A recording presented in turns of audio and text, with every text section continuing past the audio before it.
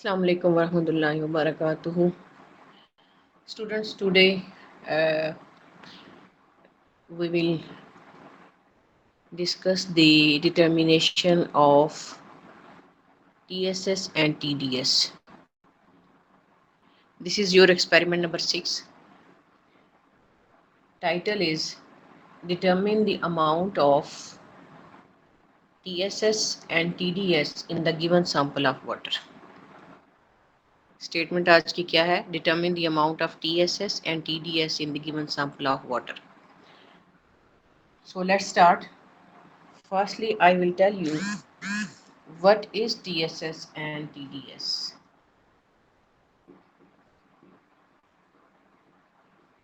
TSS stands for Total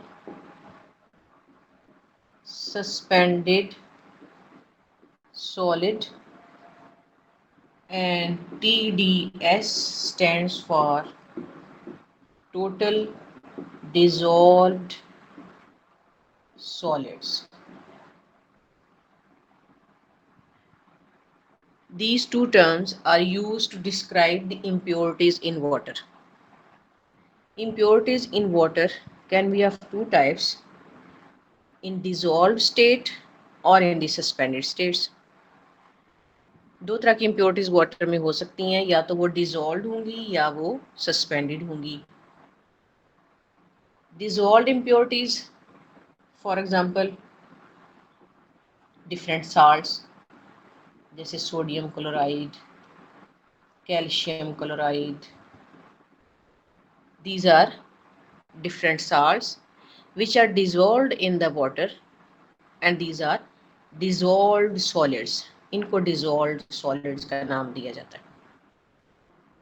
और चूंकि ये डिजॉल्व स्टेट में हैं, so they can not be separated by filtration. अगर वाटर की फिल्ट्रेशन करेंगे और डिजॉल्व सॉलिड्स को सेपरेट करना चाहेंगे तो it's not possible. They can not be separated by filtration.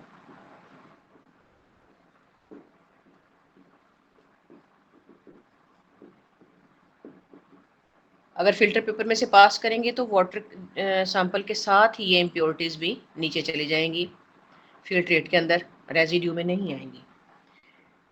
तो इसके लिए फिर इवेपोरेशन करनी पड़ती है. आपको याद होगा, बहुत बेसिक क्लासेस में आपने पढ़ा होगा कि डिजॉल्व सॉलिड्स को लिक्विड से सेपरेट करने के लिए जो टेक्निक यूज़ होती है वो कौन सी है? इवेपोरेशन. तो यहाँ पे आप करेंगे evaporation for determination of total dissolved solids in the given water sample. ठीक है.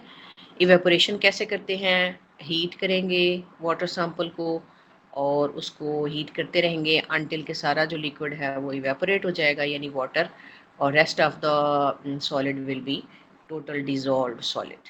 ठीक है. अच्छा, सस्पेंडेड सॉलिड को कैसे डिटरमिन कर सकते हैं? It can be determine by using filtration technique. Suspended है ना ये, these are relatively larger in size and they are not soluble in water. They are in suspended form. For example, कोई भी ऐसा मटेरियल है जो डिजोल्व नहीं होता पानी के अंदर, जो सस्पेंशन बना लेता है. फॉर एग्जांपल वो सैंड के पार्टिकल्स हो सकते हैं, क्ले पार्टिकल्स हो सकते हैं, वो कोई ऑर्गेनिक कंटेमिनेंट हो सकता है, कोई एलजी हो सकता है जो वाटर के अंदर हो, तो वो सस्पेंडेड फॉर्म में हो. तो इनको सेपरेट किया जा सकता है bye filtration. Suspended solids can be separated by filtration. So we will use filtration. हम यहाँ पे filtration use करेंगे और उससे हम estimate करेंगे total suspended solids of the given water sample. चलिए, अब हम आते हैं प्रोसीजर की तरफ. बहुत सिंपल इजी एक्सपेरिमेंट है. प्रोसीजर आपको दो पार्ट्स में करना पड़ेगा क्योंकि दो चीज़ें डिटर्मिन करनी है: टोटल डिजॉल्व सॉलिड्स और total suspended solids. For total suspended solids we will use the filtration. So first step is dry a filter paper in the oven and weigh it. As such filter paper को dry करके उसका wait ले लेना है, उसे note कर लेना है, ठीक है। Then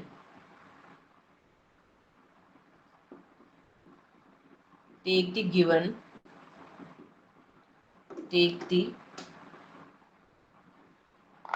take 50 ml of given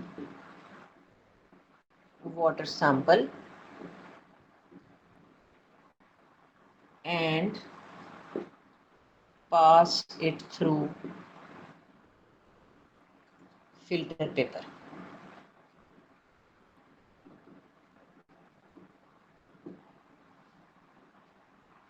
filtration करेंगे असेंबली सेट करके। जब आप असेंबली सेट करके फिल्ट्रेशन करेंगे तो आपके पास दो पार्ट्स हो जाएंगे। एक वो होगा जो लिक्विड नीचे चला जाएगा, जो फिल्ट्रेट होगा, और दूसरा पार्ट आएगा जो फिल्टर पेपर के ऊपर होगा, रेजिड्यू होगा। तो आपने क्या करना है, place the filter paper and residue filter paper के ऊपर होगा ना, तो आपने फिल्टर पेपर और रेजिड्यू को ओवन में रखना है फॉर ड्राइंग। उनको ड्राई कर लेना है, ठीक है। After drawing note the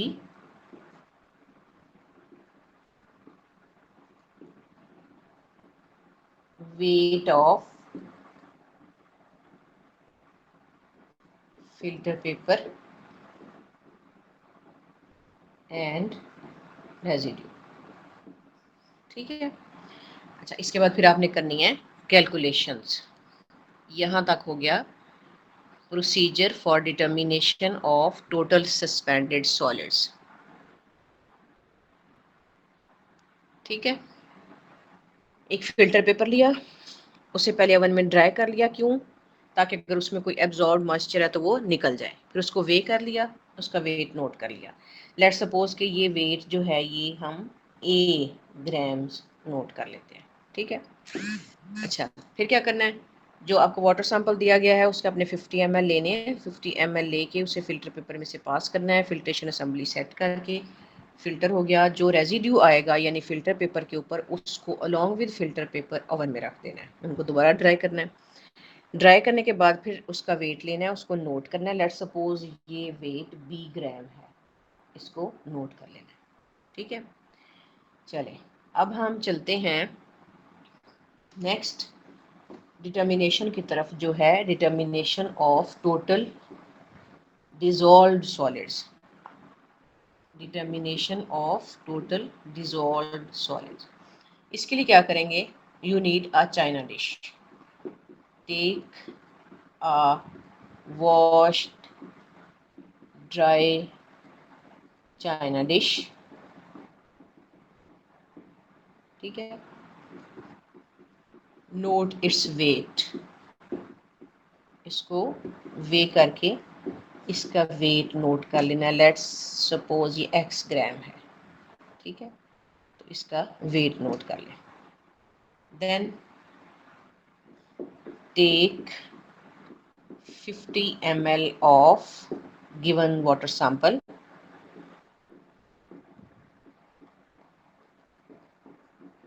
in it, china dish में 50 ml वाटर सैंपल ले लेना है, ठीक है। फिर उसको क्या करना है, place it on the burner.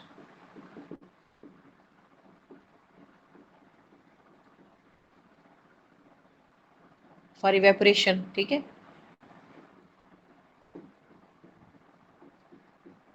Water evaporate हो जाएगा,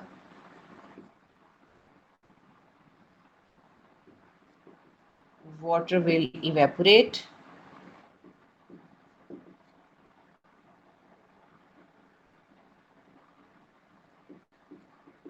solids will be in the china dish.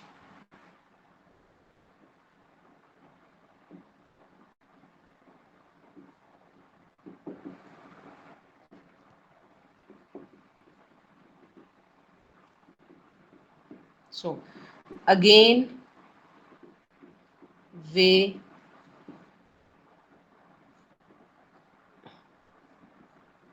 the china dish. अब चाइना डिश के अंदर वो सॉलिड्स पड़े हुए हैं, तो उसको एज सच वे करें, उसका दोबारा वेट नोट कर लें। लेट सपोज ये y ग्राम आता है, ठीक है, तो इसको अपने पास रिकॉर्ड कर लेना। अब हम चलते हैं इसके प्लेन पेज की तरफ, जहाँ पे आपने करनी है कैलकुलेशंस, ठीक है। आपने रिजल्ट रिपोर्ट करना है पीपीएम में, तो उसके लिए भी याद रखें कि आपको कन्वर्जन्स करनी पड़ेगी, क्योंकि आपने 50 ml सैंपल लिया है, लेकिन आपको पीपीएम में जवाब रिपोर्ट करना है, ठीक है। Normally these impurities are expressed in terms of ppm. अच्छा, प्लेन पेज पे आप एक्सपेरिमेंट नंबर लिखेंगे, टाइटल लिखेंगे, और उसके बाद फिर आप लिखेंगे अपरेटस, और अपरेटस के बाद अपरेटस जब आप यूज़ करेंगे लिख लें, और इसमें क्या यूज़ करेंगे आप, filter paper, filtration assembly use करेंगे या वन यूज़ करेंगे, सो फार सो जो भी यूज़ होगा वो आप यहाँ पे नोट कर लीजिएगा। अच्छा, अब हम आते हैं इसकी कैलकुलेशंस की तरफ। तो दोनों की कैलकुलेशंस करेंगे। पहले हम कर लेते हैं for total dissolved solids. Dissolved solids के लिए क्या किया था, इवेपोरेशन की थी चाइना डिश में। तो एक हमने चाइना डिश का पहले डिसॉल्व्ड सॉलिड्स के लिए हमने क्या किया था, हाँ जी, डिसॉल्व्ड सॉलिड्स के लिए हमने इवेपोरेशन की थी। तो डिसॉल्व्ड सॉलिड्स के लिए क्या करेंगे हम, weight of empty china dish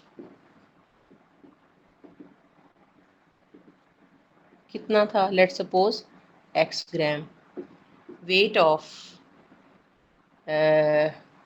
solids and china dish y gram, ठीक है। तो weight of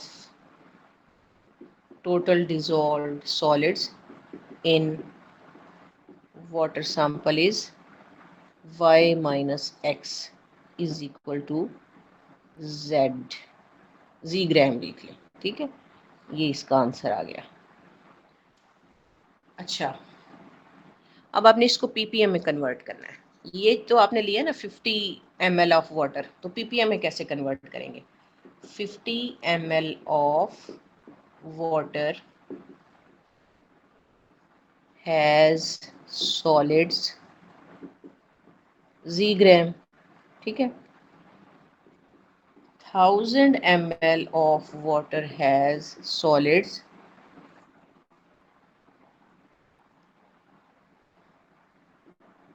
z by 50 ml, z gram by 50 ml into 1000 ml, ठीक हो गया। इसको आप सॉल्व करेंगे, जो भी आंसर आएगा वो आप यहाँ पे लिख देंगे, ml से कैंसिल हो जाएगा, और यहाँ पे ये आंसर आ जाएगा इसका ग्राम्स में, ठीक है। अच्छा, अब ये जो आंसर आएगा ये आएगा ग्राम्स पर लीटर, यानी 1000 ml में ये अमाउंट आ गई ना, तो 1000 ml में इतने ग्राम्स होंगे। लेट्स सपोज ये ई ग्राम्स है, ठीक है। तो अब आपने इसको पीपीएम में कन्वर्ट करना है। तो पीपीएम में कैसे एक्सप्रेस करते हैं, मिलीग्राम्स में। तो ग्राम और मिलीग्राम का रिलेशन क्या होता है, 1000 का डिफरेंस होता है। तो आप इसको मल्टीप्लाई कर देंगे 1000 के साथ, E multiply by 1000 is equal to जो भी आंसर आएगा पीपीएम, ठीक है, उतने पीपीएम आ जाएगा। लेट सपोज यहाँ पे आता है 40 को 1000 से मल्टीप्लाई करेंगे तो ये हो जाएगा 40,000 पीपीएम, ठीक है। अच्छा, अब हम कैलकुलेशन करते हैं फॉर सस्पेंडेड सॉलिड्स।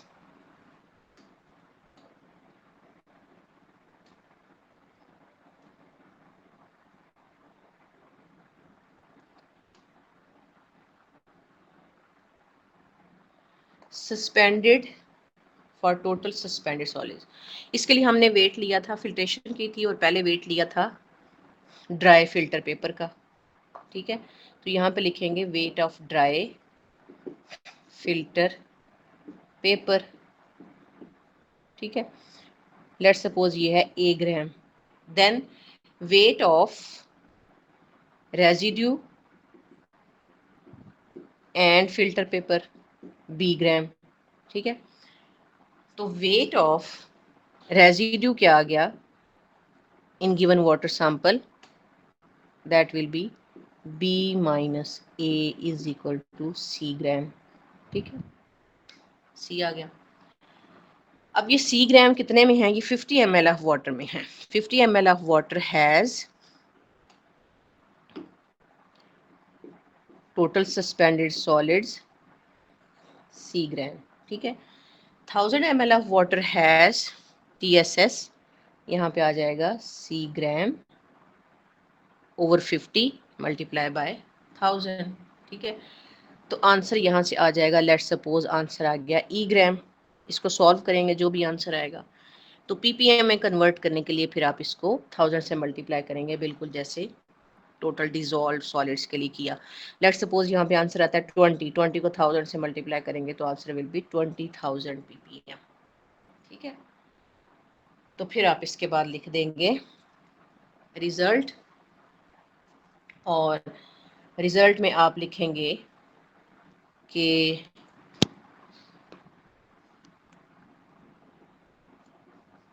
रिजल्ट तो आप तभी लिखेंगे जब आप परफॉर्म करेंगे इंशाल्लाह ताला, लेकिन आप लिखेंगे the amount of total suspended solids in the given water sample is this, ये ppm वाली आप वैल्यू मेंशन करेंगे। इसी तरह आप लिखेंगे the amount of total dissolve solids in the given water sample is this, वो भी आप ppm में मेंशन कर देंगे। ठीक है, थैंक यू सो मच। इंशाल्लाह ताला फिर हम मिलेंगे एक्सपेरिमेंट नंबर 7 में। अस्सलाम वालेकुम वरहमतुल्लाहि वबरकातुहू।